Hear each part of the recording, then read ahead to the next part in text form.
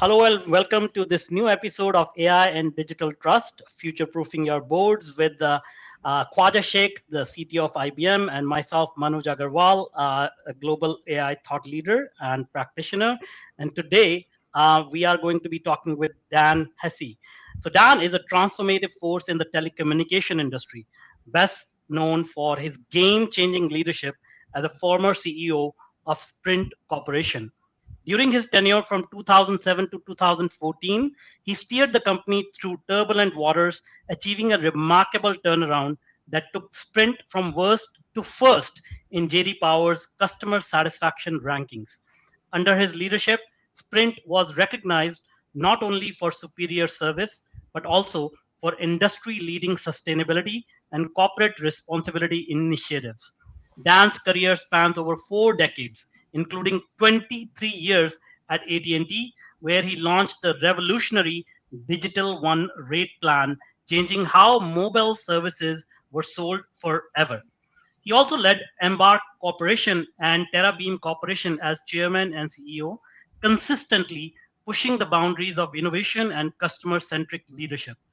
Recognized across the tech and business world, Dan has earned accolades such as the Wireless Industry Person of the Year and one of Glassdoor's highest rated CEOs. His final 2 years at Sprint saw the company deliver the top total shareholder return among all S&P 500 firms. Today, Dan continues to shape the future of technology as the board chairman of Akamai Technologies and board member at PNC Financial Services and Just Capital. He's also a voice of experience and inspiration as host as the host of Mentors Radio, where he shares insight from a career at the cutting edge of business and technology. Welcome, Dan. Well, thank you. That was a very nice introduction. I appreciate it. And it's just a real pleasure to be here with both of you and with your audience. Thank you, thank you, thank you. Thank you, Dan, for having us here. And there are a couple of things that reminds me when I met Dan Hesse for the first time. I immediately remembered Abraham Lincoln. Uh, Essentially, genuine humility was in your DNA. I remember reading Abraham Lincoln, where when the little child was talking to him, he gave 100% focus on that little girl to answer what his question was. Same mindset I saw, Dan, when I met you. Literally, you were giving 100% focus to me with no ego. Genuine humility was in your DNA. That was very fascinating, Dan. And then the second thing I think Manoj mentioned in his introduction about just capital, that reflects me. There are two different groups of CEOs, whether you call retired CEOs, etc. One camp literally wants to help the entire community, entire world. Maybe for our audience here on the LinkedIn, where we have a lot of CEOs and board directors on this call, maybe if you can give us some view on what is just capital and what is your role in terms of what you are trying to do, because some of us don't know what just capital is. You are doing such a meaningful work. Well, I recently just rolled off the board. I had been on the board Just Capital for almost a decade, and I think every board needs to be refreshed, but it's a nonprofit. And it's people from different walks of life, but a lot of them are former CEOs who believe that capitalism can and should be a force for good. And so what we do at Just Capital is we take learnings, lessons, best practices from companies that are doing, we really are championing what's called stakeholder capitalism versus just shareholder capitalism. Shareholders are important, but they're only one stakeholder. I think the most important stakeholder that a CEO has or a company has are their employees. Then also, I think number two are their customers. Then you have the planet and the community, and then shareholders. So I think the most successful companies, and one of the things I like about Just is we've actually shown that the companies that focus on serving all of those stakeholders well will do better for shareholders than those companies that are myopically just focused on the shareholders, because they forget the importance of the impact that all these other stakeholders have. And again, especially the employees, those companies that are really focused on treating their people well. They have a sense of purpose. They pay them well. They create a culture where people want to come and work. You get the best people and they stay. And that is, if you were to say, the one secret sauce of success in business is having the best people. Yeah, I like the way you said, Dan, the employees comes first. That is fascinating. This reminds me of Mahatma Gandhi's quote where he said, a nation's culture resides in the hearts and in the soul of its people. And this gives me parallels to your tenure at Sprint. When you became the CEO of Sprint, the company was struggling with no clear purpose, low commitment, and a negative emotional climate. Yet you transformed this culture into a source of strength. And some of the CEOs struggle with that. How did you approach assessing and reshaping that culture, deciding what to keep, what to change, and make the company's purpose so compelling that not only the leaders but employees alike can embrace it? Well, I was brought into Sprint right at the end of 2007 when the company was struggling. I didn't know how badly it was struggling until I got there. I may have told the story where I got on the plane after I had accepted the job, and I knew the company wasn't doing that well. And I'm on the plane with the head of public relations as we're flying from Kansas City, which is where I lived and where the operating headquarters of Sprint Nextel at the time was, going to our corporate headquarters, which was in Reston, Virginia, where the next day was going to be my first day where I meet the shareholders, the press, the employees, and what have you. So I'm reading the binder, and I look at the binder, and the plan of record, the business plan, had the company filing for bankruptcy in 6 months. I'm like, what? And the head of PR loves to tell the story because he goes, oh my gosh, they didn't tell him. Because he was wondering, why'd the successful CEO take the job? Well, I didn't get all the information. I'll just put it that way. But, it really wasn't that hard. It didn't take a rocket scientist to figure out the culture issue that you asked me about. The reason the company was struggling is it was a merger of equals, had these two companies together. And one piece of advice is mergers of equals are not typically a good idea. But if you do it, you need to deal with, we'll call it the cultural and social issues that people don't want to deal with in getting a deal done. You have to deal with them early, and they hadn't been dealt with. So when my first 2 days on the job, everybody I met at Sprint Nextel, both in Reston, Virginia, as well as in Kansas City, the first sentence out of their mouth to me was whether they were legacy Sprint or legacy Nextel. And I go, whoops, we got a problem. Even worse than not having a good culture is having two competing cultures. And we had two tribes. And so when this merger of equals was done, the board was half and half. The leadership team was half and half. You look at almost everything, it was just one from column A, one from column B. As I mentioned, you had two headquarters. You had an operating headquarters where all the work was done, which was Kansas City. And then let's move the executives far away from the people who are doing the everyday work. Let's put them in a corporate headquarters in Reston. You took the Sprint name, put that first, but you took the Nextel colors, black and gold, et cetera. So I knew this was a problem. We needed to come together as one team. So I remember standing up in front of all the employees, like after I'd been there a week, and I go, look, culture is a problem. And I said how everybody's introduces themselves as legacy Sprint or legacy Nextel. And then you could hear these snickers because of course they knew it was true. But you never waste a good crisis because the company was doing poorly. So they knew the company was basically going over a cliff. They didn't know how bad it was. They didn't know it was about to go bankrupt, but they knew things were problematic. So you take advantage of crises. But what I told them, I said, look, Nextel had a great culture. I mean, Nextel got bought by Sprint 50.1% of the company, just barely, but had a very high valuation because they had done very much with very little in a short period of time. Very entrepreneurial company. Sprint PCS was the fastest company in American history from $0 to $1 billion in revenue. They had done that very, very quickly as well. So you had two good cultures, but they were different. One was more coastal, another one was more Midwestern. So I told them what we're going to do is I'm going to send out what I think are some of the best qualities of the Sprint culture, some of the best qualities of the Nextel culture, some of the best qualities I have seen from the most successful companies that I've witnessed around the globe. I'm going to put 25 of them together, and put them out in a survey, I want everybody to tell me, we're going to pick 10 that are going to be the foundations of the culture of our company.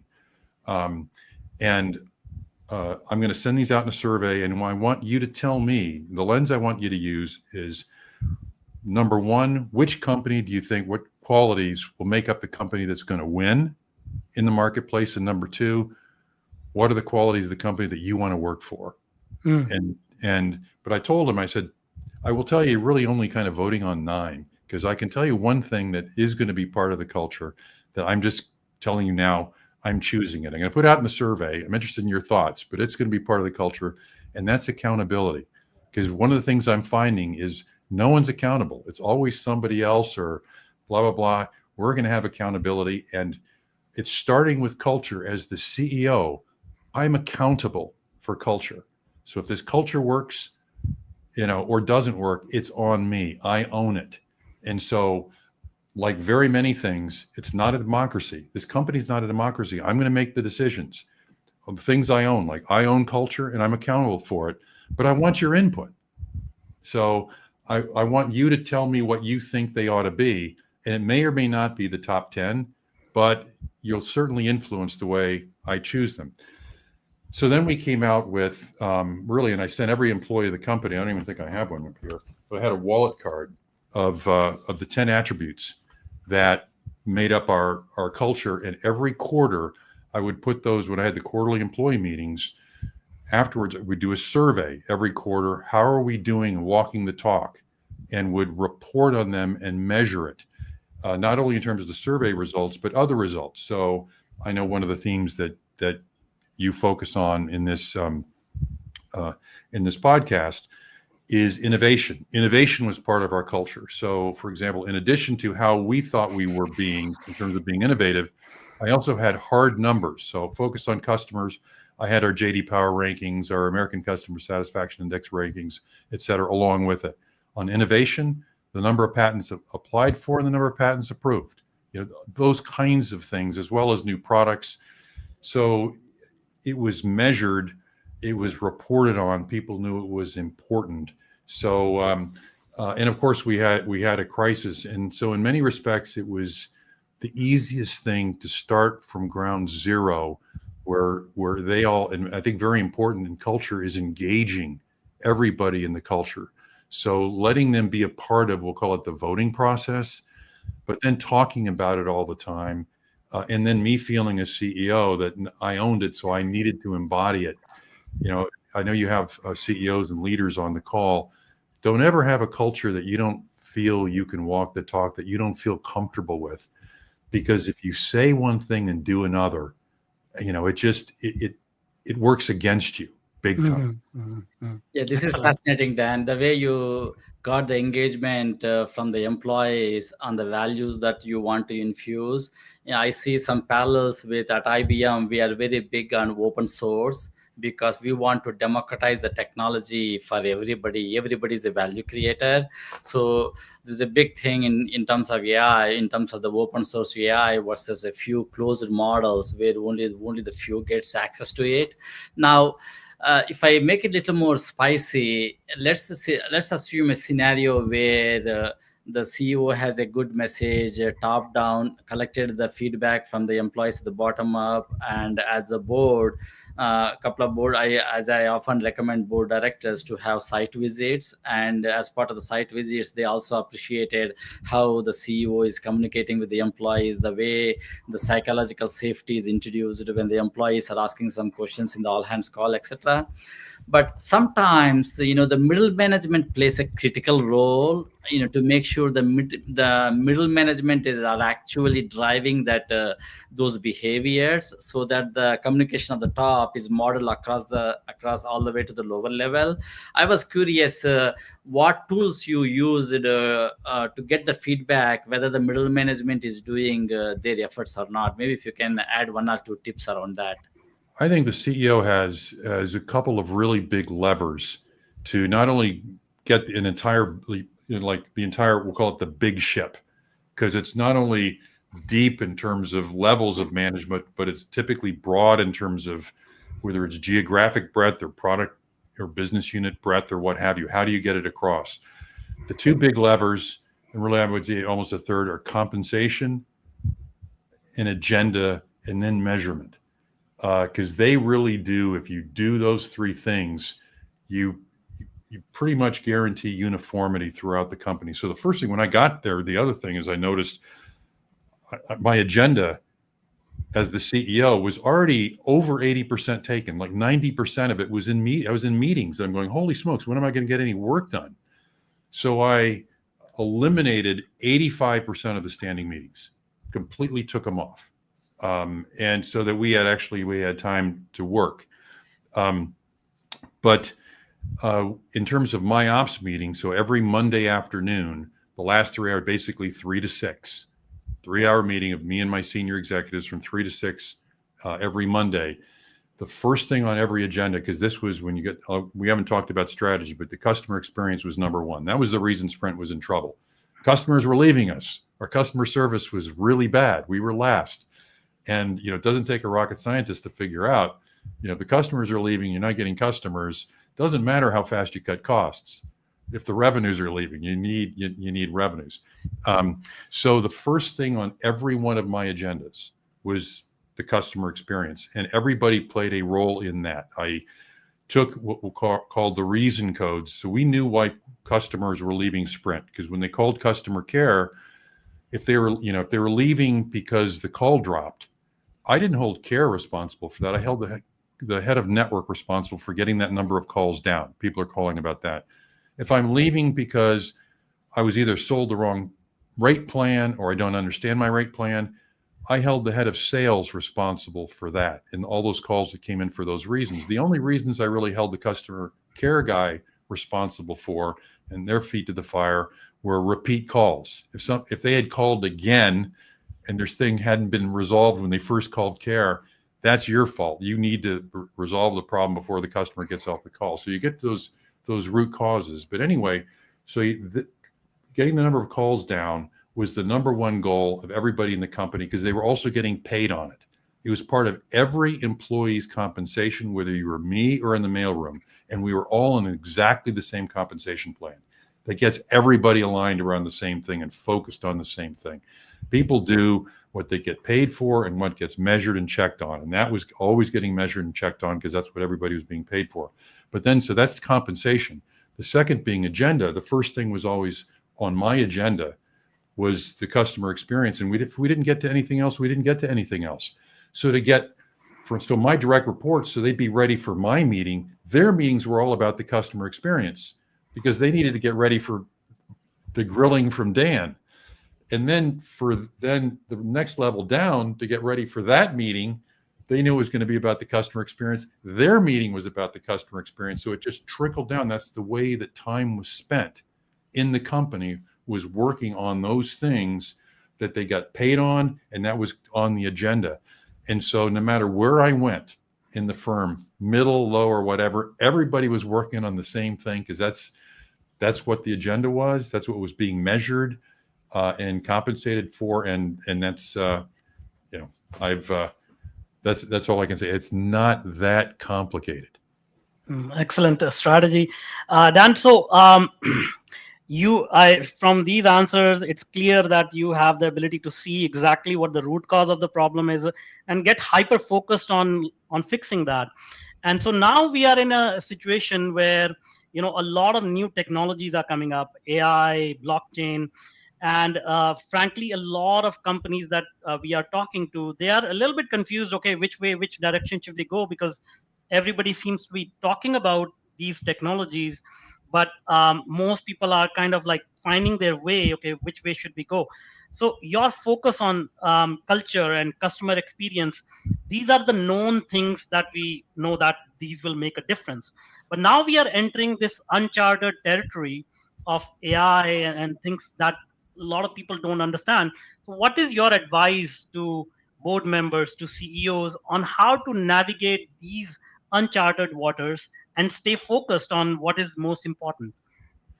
Well, I think you know what your priorities are in the strategy, and to the extent that new technologies, if you deploy them, can serve those goals. So, for example, if we're going to put something in front of customers, does it increase customer satisfaction or not? That's the lens that you look at everything. And you're always trying to be innovative, coming up with new ways to improve the customer experience and to do it better than your competitors. So there's always that pressure to innovate. The other thing is, part of my evaluations of each of my leaders was always what we use the term nukes, which is something really radical and new, always pushing, are you doing something new and creative to do a better job of serving customers, to doing a better job of increasing customers, decreasing churn, and what have you. And also, for example, I mentioned patents earlier. There was always such a focus on innovation as part of the culture. You knew that was your purpose in why you innovate. So many of our patents were patents around areas that improved our business performance based upon the strategies that we laid out. This is what our goals are, and people would be recognized for that. So it pretty much starts to govern itself. If I'm being paid in this way, that's where I'm going to think of how do I apply these technologies. So, for example, today, if I was still running Sprint, I would think that people are just thinking, how can I apply AI to improve the customer experience, to decrease churn, to make them happier? I mean, that would be the lens they would use. But there would be an expectation that they'd figure out ways that whatever the new wave was, that they could figure out how to apply it to make the company better, because you never were standing still. You were always trying to move forward. And I'll say that one of the things I was proudest of is in my last couple of years at Sprint, we were being granted an average of over 2 U.S. patents every day, per day. And almost all those patents were in areas that drove the ball forward, consistent with what our goals and strategies were as a company. Awesome. Yeah, Dan, this is fascinating. I think you talked about the importance of customer experience during your tenure. Now, let's imagine a scenario where, as the board, the number one important thing is to hire the best CEO. You hire the best CEO for the company as a board. And let's say at that point in time, the problem area was customer experience. And then the CEO was mandated, as well as CEO gained, to make sure to fix the customer experience. Now, let's imagine a scenario where some CEOs are very good in leveraging their boards as a true strategic partners, openly sharing their toughest problems, ethical dilemmas, like the one that Manoj was talking about, whether it is blockchain or AI, etc., even their hopes and fears. I remember Jamie Dimon was very open during the financial crisis with the board, or the kind of problems that he had, and actively seeking from the board what help that they can offer. While there are some boards that fall into the trap of asking questions that are too narrow. So from your experience, what does a fit for the future board look like, and how have you fostered psychological safety similar to the psychological safety the JP Morgan board had, where Jamie was openly clear, I have these problems, I need help to fix it, this is what we are doing? And what kind of strategic altitude in the boardroom that you provided so that you and your board could co-create a best-in-class strategy? As you know, we are living in a bonny world where it is changing a lot, both on the technical side, as well as the business side, as well as geopolitical risk, as well as various wars that we are having, while still giving your CEO the air cover needed to navigate the public market pressures and quarterly expectations that we have. As you mentioned, during the introduction of the call about the just capital, how just capital is driving the inclusive capitalism, where happy employees drive better products drive happy customers drive more revenue driving more shareholder value, and that cycle continues, how it is driven. So maybe if you can share a couple of gems from the board's strategic agility standpoint in a 10-year period of the CEO career, how the board changes its strategy, the strategy co-creation aspects of it. Well, what you're highlighting is why having the right people on your board is so important. And the first time I had ever not been chairman and CEO was when I came to Sprint, because they had separated the roles. And at first, I almost like didn't take the job at Sprint, because I wanted to be chairman and CEO. And I was so glad I learned that the value of having the two roles separated. And the reason is because you need the right people on the board. So the previous company, Embarq, which you mentioned, I was chairman and CEO, but it had been a spin out company. So I got to start with a whole cloth, like a bingo card.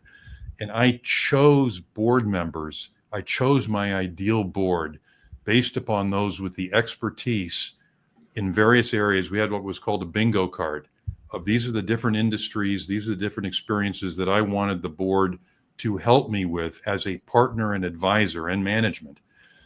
So I could put together that ideal board where we really covered all the bases, B2B and B2C, and, media and telecom and tech versus, global, domestic, all sorts of different industries. But the number one thing and that I recruited for was teamwork. I wanted board members who had the right disposition, were good team players, were just are collaborative. So actually, Spencer Stewart ended up, because that's who I used for the initial recruiting. They actually wrote a paper on it, and they used different terms, but they called it was a kind of a joke inside the company. It was called "No Assholes." That was the thing. No jerks, because there are a lot of jerks in boardrooms, and you talk about psychological safety that so poisons the atmosphere for a good discussion. You have some mid-level manager in there, their knees are already shaking when they come into a boardroom.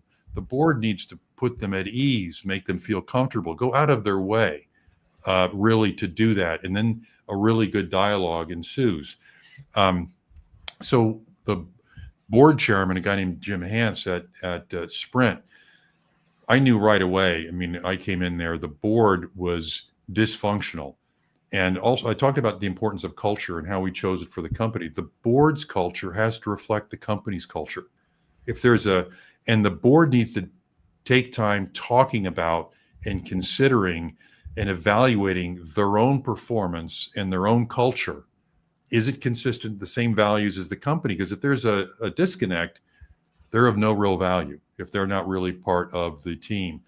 And it's really hard for a CEO, if you're the chairman, and what we did at Sprint is we got rid of half the board. We turned over half the board very quickly. But Jim did it because he could do it. He, as an independent chairman, it would have been pretty hard for me as the CEO to go and talk to the board members who really were my boss in some respects, or determine what my pay and evaluation was. Hey, I want you out of here. He could do it. And that's what happened. And that created that right chemistry of the Sprint board. And now, for example, I'm chairman of the board, but a non-executive chairman at Akamai.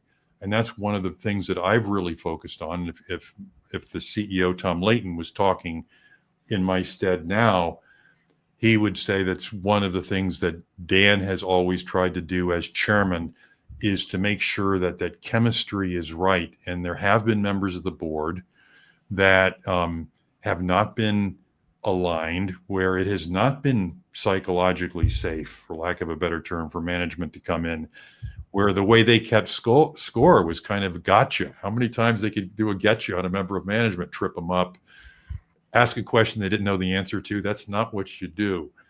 So I think there's a lot to be learned, and you can never spend too much time on putting the right members on your board, and the board evaluating itself, not only on does it have the right skills, but is it displaying the best behaviors possible to get the most out of the management team and because you are really one collective team. If we'll call it the senior management team, especially of a company and the board of directors. It needs to be very, very open. I used to always say the kind of climate I wanted was I like the family atmosphere, and I use George Carlin, who is always, one of the people know I have certain philosophers that I quote a lot. Yogi Berra is one, George Carlin's another, and George Carlin, I always thought he was hilarious, but he was very, very clever. But one of the things he said, he goes, one day I was really hungry and I walked in, to a restaurant to get some food, and I knew right away it was a family restaurant because there was an argument going on at every table. And I go, that's actually ideal, because families can argue because you really care about each other and you can really say what's on your mind. You don't have to keep it in. You can say exactly what you feel, and other people will know it's coming from the heart. And that's the perfect atmosphere, in my view, to have among a senior leadership team. That's the best possible atmosphere for a board, and it's also the best possible atmosphere when you put the board and the senior leadership team together in one cohesive whole. That's great. I think the theme continues in this conversation of you focusing on the culture, psychological safety, people, and the surprising thing is that you also oversaw, kind of as you mentioned, this merger of two identities, Nextel and Sprint. So, even when we talk about building this culture and unifying people, there's also a self-identity, a brand presence that is already established. So how did you manage to kind of bring this identity into a new shape or form that is aligned overall with one vision, one identity, one team, and the way that you're describing one family? That's a really deep personal change for many people. Yeah, and talk about the crisis. That's another thing that the company didn't really have, was a clear brand position. So in the very first all-employee meeting, when I'm just getting to meet the people, one of the employees raised their hand and asked me a question. So Dan, what do you think of the company's advertising? And I said, well, I don't think much of it because I don't know what the company stands for. And I said, so for example, in our industry, Verizon, it's very clear. Can you hear me now? We have the best network. AT&T, very clear. The iPhone, we're the only one with the iPhone. Back in those days, they were, and that was it. They didn't need to say anything else. If you want an iPhone, come here, period. T-Mobile, low price. Very clear. You want value, you go to T-Mobile. Sprint, we were kind of like, really didn't have a clear place. Mm-hmm. And the white space. So there was an opportunity for us, actually, almost, it was really very similar to culture, to come together around a new identity that where a brand would fit, where would be a clear set of messages that also was consistent with our goal of serving customers. What was killing them, what we found out was the biggest dissatisfier, was complexity. So this was the time, late 2007, smartphones had just come out, the iPhone had just come out. People were used to basically a phone and had like 10 buttons. You made phone calls. Now, you had data charges, text charges, voice charges. You had browsers in the phone. It was just too complicated for people. And of course, the rate plans, were extremely complicated. You never knew what you were going. So there was an opportunity for us to own simplicity, which was all about the customer experience. If you want simplicity, just come to us. And so we came out with rate plans like Simply Everything. So for $99 a month back then, that was it. Browse all you want, text all you want, call all you want. It's just one, it's one charge. Mm-hmm. If you don't know how to use a smartphone, we'll teach you one-on-one in the store. It was called Ready Now. We'll set up your email. People didn't know how to set up their email, how to put their email on the phone. Mm-hmm. We would just take them through it. So it was also an opportunity for us to figure out, okay, as a strategy and as a place that's not owned by someone else, what's available and what will really make a difference and move the needle. And that's what we picked. So everything that we did had to be consistent with that brand. One of the nice things about AT&T, where you mentioned, my early career, we grew up, that AT&T brand, of course, the AT&T that I grew up in doesn't exist anymore. A company called SBC bought the piece of AT&T when it went into a million different ways that had the AT&T name, and then they changed their name from SBC to AT&T. But that AT&T brand that they built, I remember 10 years after the divestiture, the brand had only been around 10 years. In 1994, AT&T had the highest market cap, 1/8 of the former Bell system of any company in the world, had the highest market cap in the world, and the number one brand in the world, the AT&T brand. And what we learned to do is we had to genuflect every time we went through every time we went by the Death Star. Every presentation at the senior leadership level at AT&T, you had to talk about in terms of making deposits or withdrawals from the brand bank. You were either building the brand or you were drafting off the brand. And very often when you were launching a new product, you'd be drafting off that brand because people would be trying it. So for example, I launched the internet division of AT&T. Then later I launched the really wireless as well. You were taking withdrawals from that bank because people were going to try it because they trusted you. But if the service and experience wasn't good, and you were just kept making big withdrawals and no deposits back, you're going to get whacked upside the head by the CEO. Hey, you have to have a certain experience. You have to start building that brand back. So, I know I've kind of run on a little bit here, but the brand is so culture. And I'm talking about culture. I see culture as the human embodiment of the brand. It really is how you act and what you do. It's not what you say, it's what you do. That's really your brand, and that's what customers will see.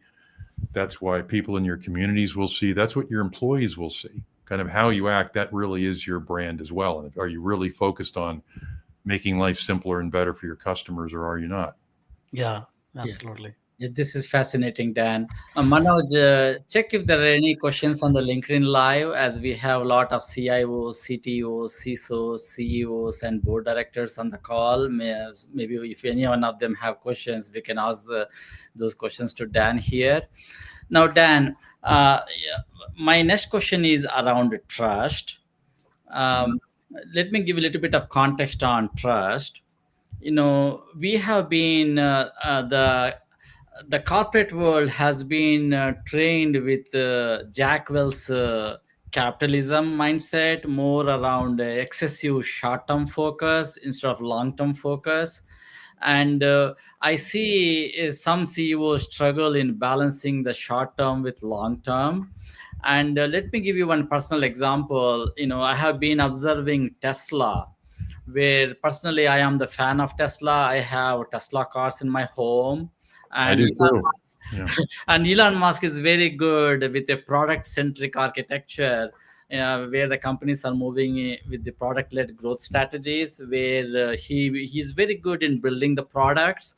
And I have seen in my own experience with Tesla, if the car gets accident, it will be sitting in the repair shop for almost 3 months, where there is a direct correlation between customer experience and operational excellence, while Elon is looking for the long term in terms of creating the robo taxis of the world, etc., while he disrupted the auto industry, looking for the new tomorrow with the robo taxis of the world.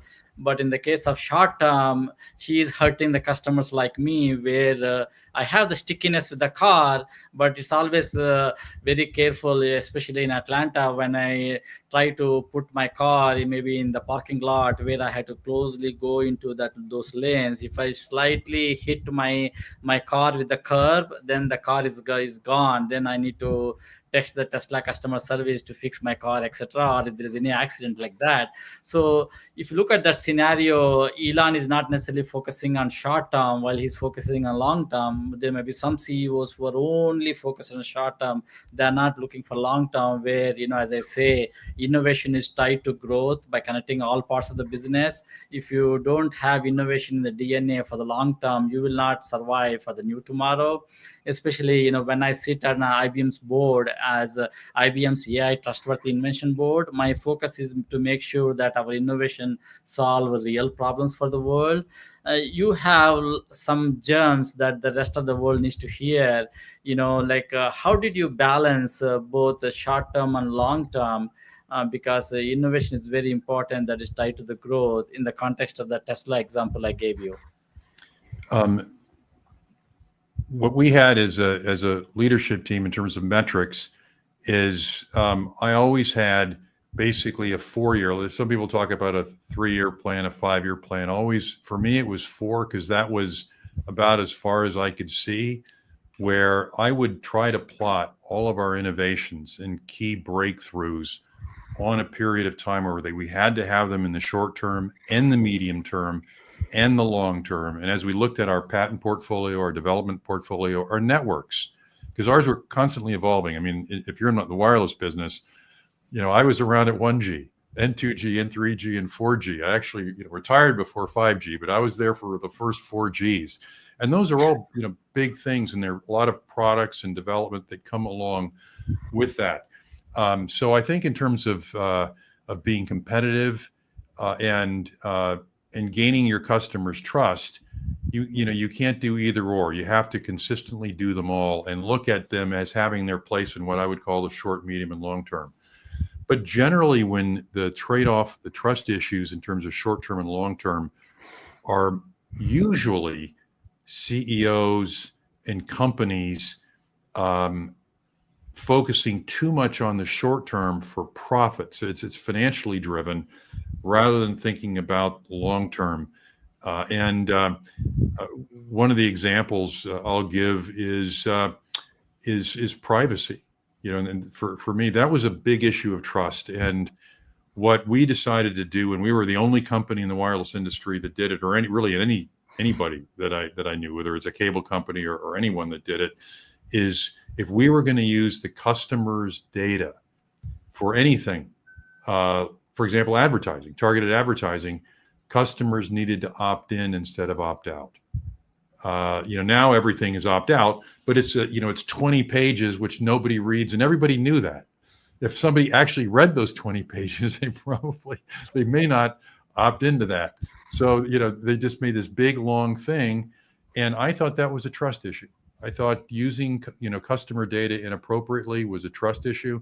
So we did something very short where we would say, we believe it's in your best interest to opt in because you're going to see the exact same amount of advertising. So this is the real estate. But if you opt in, it's more likely to be an ad that's relevant to you.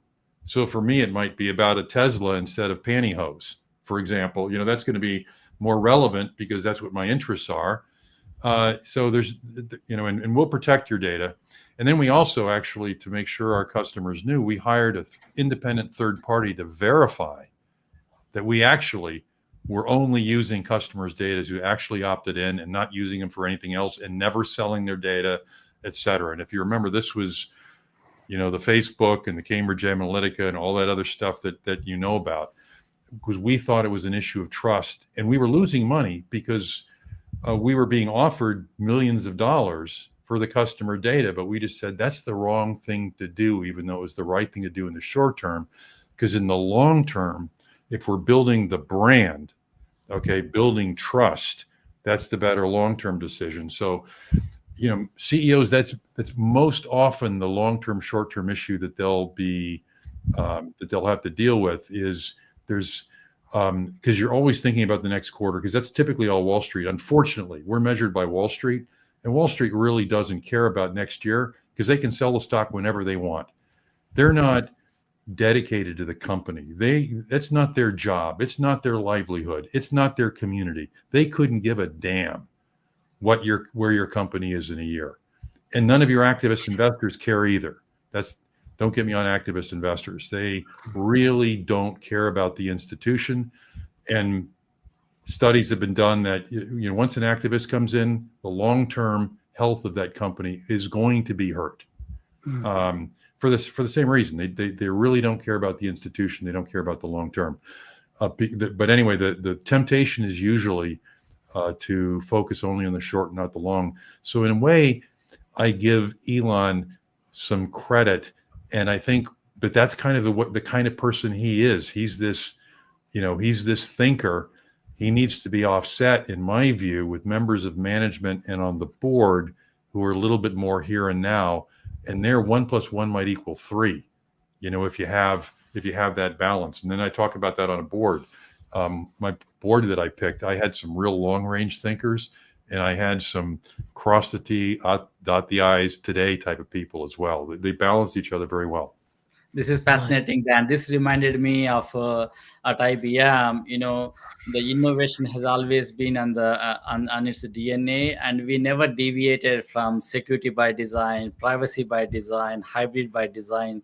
Some of our foundational principles that we have lived for forever and also for the future. While some of the companies there, they are still struggling with the security and privacy issues, etc. So the values and the purpose is so important.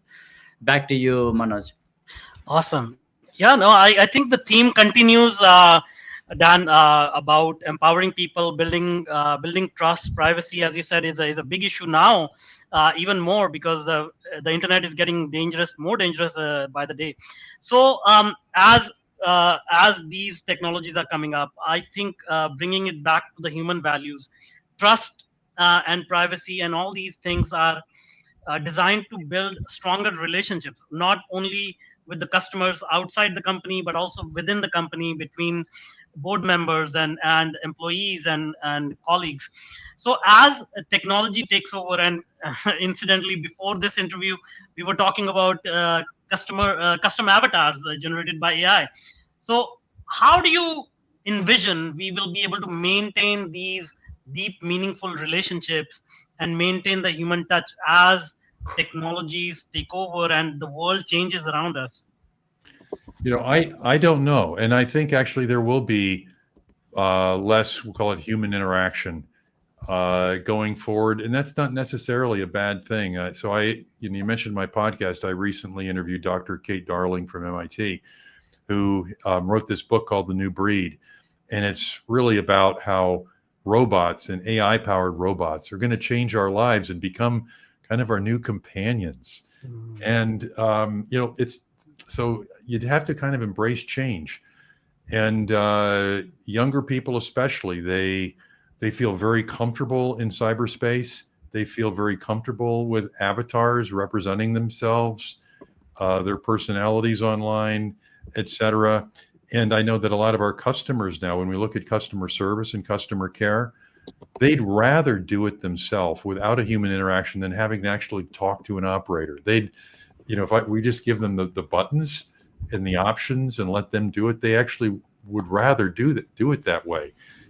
So it's a great question, and I think we will be losing human touch going forward, but that's maybe it's progress. I'm not sure, but I think that's just inevitable. Yeah. Go ahead, Khwaja. Your question next. Yeah, absolutely. Now, Dan, this is regarding the board and the CEO relationships. The leadership unity that we need to have. What kind of advice would you offer the new CEO that joined the company in terms of how he needs to assemble his new team? Because obviously the new CEO is taking the company in a different direction for the new tomorrow. And what kind of counsel, the coaching that you would like to offer for the new CEO? Probably the new CEO would have a 18-month honeymoon period to understand the company. And in the same aspect, maybe the second part of the question is, do you recommend to hire an internal candidate for the new hire process, or do you recommend the new CEO coming from outside world? There are pros and cons between those two.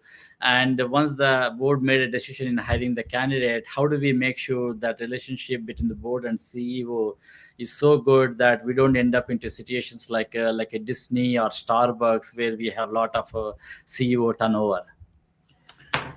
Ideally, the best companies for the long term, because we've been talking long term, short term, are those that have focused on succession and succession planning and are developing internal candidates. A lot of companies haven't done that, and the right choice is to go outside, but they should be introspective and look and ask themselves, why didn't we develop the right candidate internally? What is wrong with our process? So for any particular case, the best candidate may have been internal or external, and I've been a part of both. I've been brought in as that external CEO, so I think, at least in my case, it was a good choice. But I say that kind of tongue in cheek, but so I don't really have a bias there one way or the other. But I do really admire companies that have consistently developed their CEOs from within, because especially when it comes to culture, those that have grown up in the culture know it. They know the team. They know the business. They know the inside out. They know how it operates. They can hit the ground running. One thing, though, I would not recommend, and I have seen companies do, even when they bring up a new CEO from inside, is the former CEO then goes on the board as a chairman or executive chairman. I think that's a bad idea, because that does not let the new CEO spread their wings. They can't do anything that would be counter to what the former CEO did. In some cases, maybe if their relationship between the two was that good, but rarely is the case. I think that whoever is retiring as CEO should leave completely and not stay on the board. I personally don't think that's a good idea at all. I think a new CEO needs to get to know the chairman really well. That becomes their friend, their mentor, their advisor. Probably the single most important relationship in the company is when the roles are separated, is the relationship between the chairman, or in many cases it's the lead independent director and the CEO. That relationship has to be really good. The CEO needs to, in their first 12 to 18 months, communicate regularly, and really, I know it's a pain because they're really, really busy, but keep the board up to date on what they're doing. Make sure the board is comfortable, bring them along, take them through the whys you're doing what you're doing. Why as in WHY. I found at Sprint one of the things that was very important in getting the employees behind me, because I changed so much. You change the brand, you change the culture, you change the measurements, is explain why. And actually, we had to go through a significant layoff early on at Sprint. I wasn't jumping up and down on the stage with glee with a chainsaw. The opposite. It really hurt, but I took them through the financials and how we were going to run out of money if we didn't cut CapEx by X and operating expense by Y. But you have to communicate a lot with the board, make sure they're, for lack of a better term, on board with you. So that, and develop that relationship. My first year and a half with the Sprint board was difficult. As I mentioned earlier, it was dysfunctional. The board, not only weren't crazy about me, but they really didn't like each other, which made it even worse. I mean, it was a food fight in there all the time. And part of the problem too is we had an activist investor in there who wanted to prove their worth by, and I was going to, as a new CEO, how much more they knew in their team. They bring this army of experts about where the company ought to be going and how to run it than me. And finally, I was trying to be respectful.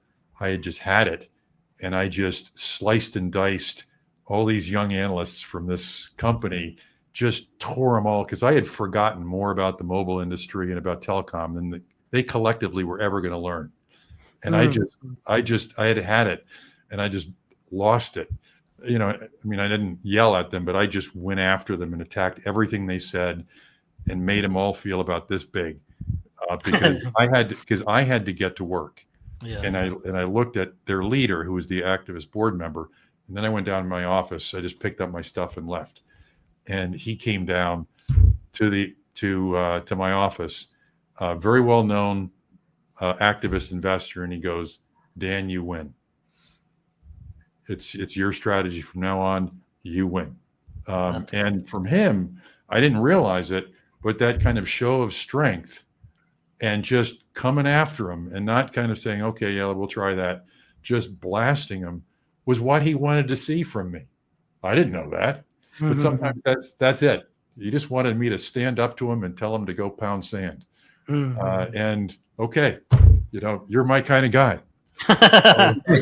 You just proved, Dan, about one of the things that I like from Doug Conant, where he says courage is the mother skill of all the leadership attributes, and you have shown courage with your board chair during that difficult, the initial period of 18 months when Sprint was really going through that difficult transformation across all fronts. So, one of the last questions here, I think we have 5 more minutes. Dan, you have seen so much change in the industry, in technology, telecom, business, and we are at the like now we are at the crossroads of a major disruption once again. So, if you were to advise CEOs and board members who are setting up their company for 2030, 2040, what advice will you give them today as we are standing on these massive changes that are coming down? One thing I found really useful with my team is we would travel together as a leadership team group to learn from the companies that we thought were really innovative or where things were going. So we not only would go to, let's say, the Ericsson headquarters, the Nokia headquarters, the Samsung headquarters, and we'd go into their R&D, what they're working on, so we could be thinking about how to apply those new things. But we regularly, once a quarter, went to Silicon Valley and met with startups. And I got to know a lot of people in Silicon Valley. Actually, I just interviewed one recently on my podcast, Mark Andreessen. So we'd go out to Andreessen Horowitz, and they would run. Actually, it was in their interest because they're hoping we'll see somebody we want to buy. And so, but for us, we're just learning about what they're working on, whether it's directly related to what we're doing now or not. And so constantly going out there and meeting with companies and learning collectively. So one of the things we would also do is there was a program at Singularity University, which is out in Silicon Valley. I don't know if you know Peter Diamandis and the team would go out there, and we would just spend a couple of days as a team. Because what they were doing is talking about all the stuff that was not in the market yet, but was way out there, just to get us thinking. So as we were developing that 3, 4, 5-year plan, we were, it really did impact us. I remember one was in terms of customer service. This guy gave this presentation on algorithms, on where algorithms were going. This is many years ago. This is, before large language models and those kinds of things, and how they were finding root causes that you would never think about. And so I invited one of these companies to come to Sprint and say, we're going to give you all the data around customer service and what impacts churn, why are customers leaving? And what they analyzed from the data, which we would have never figured out, is depending upon the day of the week and the time of the day, there was a relationship, a statistical relationship, and their likelihood to leave. So what we did is we adjusted what we call our credit levels by those times a day based upon that. But those are the kinds of things you'd pick up that you never would have otherwise. So I know we're running out of time, but I think collectively as a team, that's my other view. You learn more than if you just go out by yourself, because you have different people from disciplines, plus it's bonding. And it also tells my senior leadership team innovation is important.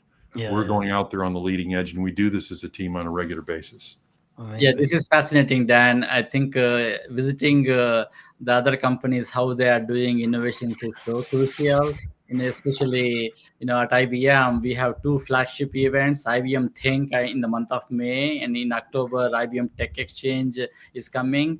And we have seen a lot of people who attend that event, it literally opens their eyes in terms of where the world is moving, what we can do, like a quantum computing that is going to change the world in terms of where we can predict what can happen. The example that you gave is very important. These kind of events are so fabulous. Well, thank you so much, Dan. Khwaja, do you want to have the last word? Yeah, I think the last what I would say is, like some of the gems that Dan mentioned on this call not only applies to the boards, but also for the C-suite as well as all the change agents. And if I can ask one thing, I know Dan's son is also working on a fabulous startup. Maybe Dan, if you want to mention the name of the company that your son is driving, I'm hearing a lot of good stuff in his space.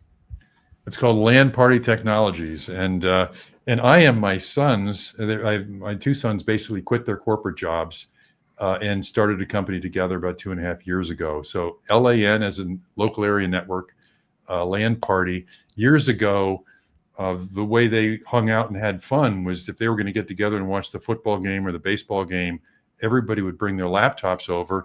They'd drink beer, they'd watch the game, but they'd also the sporting event. But also at the same time be playing their games, whatever that might be. They might be playing against each other. They very often were playing different games. They'd look over each other's shoulders. So it's a virtual world where all friends can come in, and my son has patents around latencies because that's really important, low latency, where you can watch streaming whatever the sporting event is together, and you have avatars in this 3D world, but you can also see everybody else's screen and go into their game, and you could talk as if you were all in the room hanging out together, watching a game and playing whatever your computer game is at the same time. So they launched their beta product about 2 months ago, and so far so good. But thank you for asking. Yeah, and it is spot on. The Gen Z really likes multitasking, and I'm sure that product provides so much value to the new tomorrow.